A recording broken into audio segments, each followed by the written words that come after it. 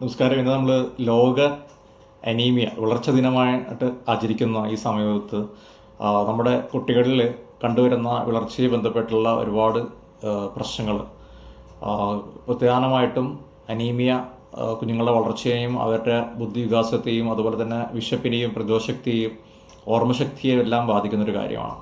അപ്പോൾ നമ്മുടെ കുട്ടികൾ ഈ പറഞ്ഞ പോലെ അമിതമായിട്ട് പേപ്പറോ കല്ലോ മണ്ണൊക്കെ തിന്നുന്നുണ്ടെങ്കിലും അതുപോലെ തന്നെ മറ്റ് പദാർത്ഥങ്ങൾ ഈ പറഞ്ഞ വിശപ്പ് കുറഞ്ഞും വിരശല്യം കൂടിയും ഉള്ള പ്രയാസങ്ങൾ കൂടുതൽ അനുഭവപ്പെടുന്നുണ്ടെങ്കിലും തീർച്ചയായിട്ടും നമ്മുടെ ഗവൺമെൻറ് നിർദ്ദേശിക്കുന്ന പോലെ തന്നെ നമ്മുടെ കുട്ടികൾക്ക് അയൺ സപ്ലിമെൻറ്റ് എല്ലാ ആഴ്ചയിലും 2 ദിവസം വെച്ചിട്ട് നമ്മളത് കൊടുക്കണമെന്നുള്ളതാണ്. 6 മാസം തൊട്ട് 5 വയസ്സ് വരെ നിർബന്ധമായിട്ടും വളർച്ചയെ അകറ്റി നിർത്താൻ വേണ്ടിയാണ് മക്കൾക്ക് അയൺ സപ്ലിമെൻറ്റും, കൂടാതെ അമ്മമാരും ആഴ്ചയിൽ 1 ദിവസവും അയൺ ഗുളിക കഴിക്കുന്നത് വളരെ അത്യാവശ്യമാണ്.